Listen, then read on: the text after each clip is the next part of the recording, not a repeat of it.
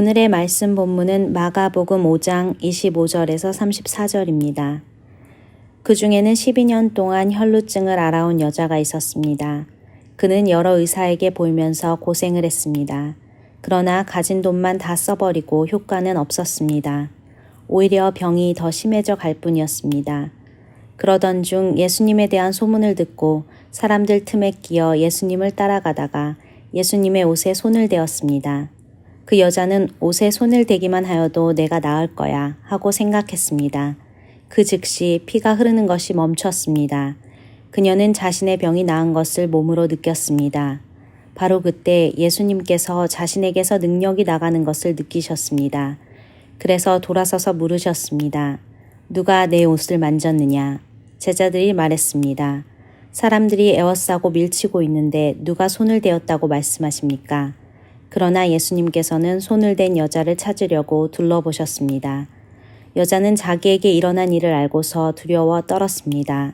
여자는 예수님의 발 앞에 엎드려 절하며 모든 사실을 말씀드렸습니다. 예수님께서 여자에게 딸아, 내 믿음이 너를 낫게 하였다. 안심하고 가거라. 그리고 건강하게 지내라 하고 말씀하셨습니다. 오늘 본문은 예수님께서 회당장 야이로의 어린 딸을 구하시기 위해 가시던 길에 만난 한 여인의 이야기입니다. 예수님께서 길에서 만난 여인은 뇌출혈로 12년 동안 고통을 받아왔는데요. 그 당시 대부분의 여성들이 결혼하고 어머니가 되었기 때문에 그녀도 그렇게 되고 싶었을 거예요. 하지만 그녀에게는 아내와 어머니가 될 수 있는 자유가 없었습니다. 왜냐하면 율법 규정에 따라 그녀는 부정한 사람으로 구분되어서 삶에 참 많은 제약을 받았기 때문이에요. 이 여인은 자신을 제외한 모든 사람들이 그들이 바라는 대로 자유롭게 살아가는 모습을 그저 지켜봐야만 했습니다. 이 여인은 원치 않는 불치병으로 인해서 꼼짝 못하고 제자리에 머물러야만 했죠. 그러던 어느 날 그녀는 남들은 가졌지만 그녀는 갖지 못한 자유를 찾아서 마지막이 될지 모르는 모험을 감행합니다. 다른 사람들이 그녀의 상태를 알았다면 그녀가 군중들 사이를 통과하면서 자신들의 몸을 만지고 떠미는 것을 허락하지 않았을 거예요. 어쩌면 그런 그녀를 마을 밖으로 내쫓고 돌로 쳐서 죽이려고 했을지도 모릅니다. 상당한 위험을 감수하고 이 여인은 예수님께 다가가서 그분을 만졌어요. 여러분, 그 후에 그 여인에게 어떤 일이 벌어졌나요? 보통의 경우라면 그녀가 예수님을 부정한 상태로 만들었을 겁니다. 하지만 그와 반대되는 놀라운 일이 일어났죠. 부정함이 여인에게서 예수님께로 흘러가지 않고 오히려 놀라운 힘이 예수님에게서 나와서 그녀에게로 흘러갔습니다. 예수님이 부정해지신 것이 아니라 그 여인이 치유되었죠. 이때 예수님이 굉장히 인상적인 반응을 보이셨는데요. 내 딸아, 내 믿음이 너를 구원하였다. 예수님이 말씀하셨던 너의 믿음, 예수님을 둘러싼 군중들을 밀치고 예수님께 다가와서 그분을 만지기 위해서는 분명 그녀에게 큰 믿음이 필요했을 겁니다. 만약 그렇게 했는데도 아무 효과가 없다면, 혹은 그러기도 전에 사람들이 그녀의 상태를 알아챈다면 아무도 그녀를 반길 리가 없죠. 예수님께 다가오기 전에 여인은 그녀가 원하는 일을 예수님이 정말로 이루어질 수 있다는 믿음을 가져야만 했습니다. 그때 그녀는 모든 위험을 감수하면서까지 예수님을 신뢰하고자 했던 거죠. 하지만 다시 생각해보면 그녀의 믿음이 아니라 하나님의 능력이 그녀를 병에서 구했다라고 말해야 하지 않을까요? 신학적으로 그것이 정확한 설명이 아닐까요? 예, 맞습니다. 당연히 이 모든 일을 다스리는 분은 하나님이시죠. 이 모든 일의 총책임자는 예수님이시죠. 그렇지만 우리가 주목해야 될 점은 성경에서 하나님은 가능하다면 우리 인간을 통해서 일하시는 쪽을 선택하셨다는 사실입니다.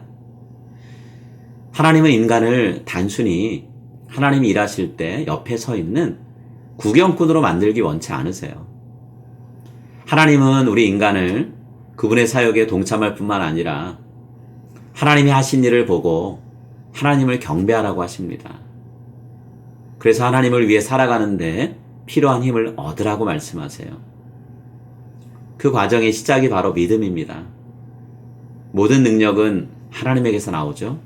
하지만 그 능력을 믿음의 사람들에게 전하는 통로는 우리 인간의 믿음입니다. 군중들 속에 계신 예수님과 그 여인의 모습을 다시 한번 생각해 보시겠어요? 여러분은 이 여인과 그녀의 상태를 알고 있습니다. 그녀가 사람들을 밀치고 나가는 모습을 보면서 무슨 생각하세요? 예수님이 멈춰서서 자신을 만진 사람을 찾기 위해서 주위를 둘러보시는 그 모습을 볼 때 여러분은 무슨 생각을 하게 되시나요? 혹시 그 여인 때문에 시간이 채되어서 예수님이 죽어가는 회당장 야이로의 딸을 고치려고 하셨던 일이 방해를 받았어 라고 생각하시나요? 만약 여러분이 회당장 야이로였다면 이 상황을 보고 좌절했을지도 모릅니다. 예수님이 여인을 향해 그녀의 믿음이 그녀를 병에서 구했다 라고 말씀하시는 소리를 들으면서 무슨 생각하세요? 만약 예수님이 우리를 향해 너도 그 믿음을 가졌느냐 라고 물으신다면 무엇이라고 대답하시겠어요? 여러분, 이제 우리 차례입니다. 군중들 사이에서 나와서 예수님 곁으로 가십시오. 예수님과 대화를 나눌 수 있을 만큼 아주 가까이 다가가세요. 예수님이 우리의 이야기를 들어주실 것입니다. 아마도 우리에게 지금 이 순간 내가 가장 바라는 게 뭐니? 하고 물으실 겁니다. 그리고 우리에게 이런 말씀으로 도전하실 거예요. 너에게 믿음이 있느냐? 너도 이 여인처럼 자유롭길 바라느냐?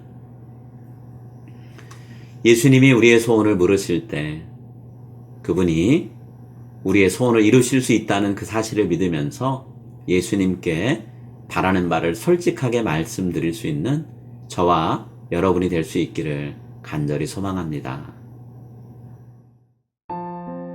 이제 오늘 주신 말씀을 붙잡고 다음의 기도 제목으로 함께 기도하시겠습니다.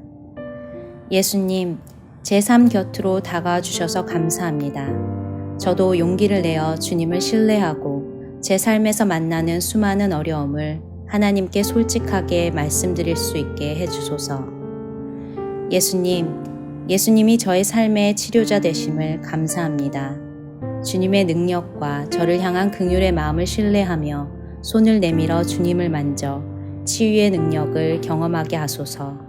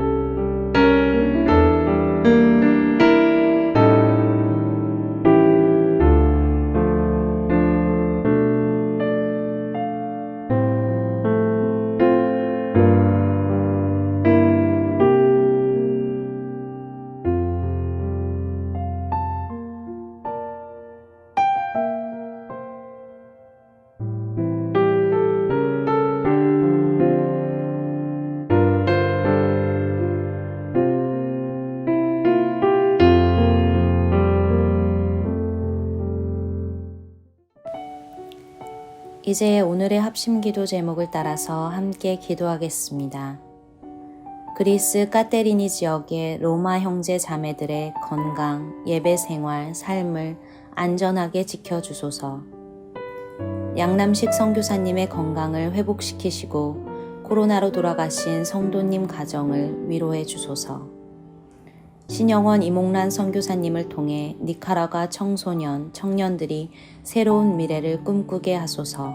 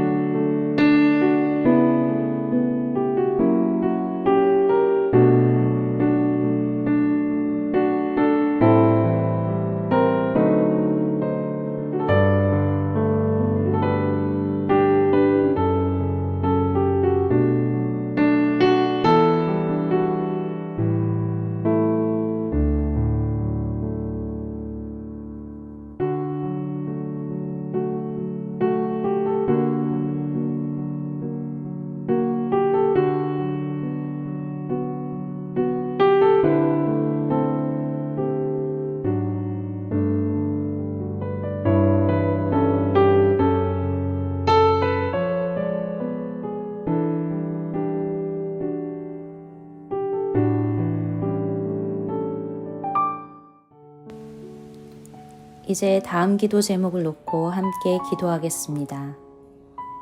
말로 사람의 마음을 시원케 하고 행동으로 다른 이들의 삶을 위로하고 힘을 더하게 하소서. 예수님이 걸어가신 삶의 발자취를 깊이 묵상하고 그 뒤를 따르고자 결단하고 실행하게 하소서. 물질적 씀씀이를 줄여 하나님 나라 확장에 적극적으로 투자하고자 하는 마음을 갖게 하소서.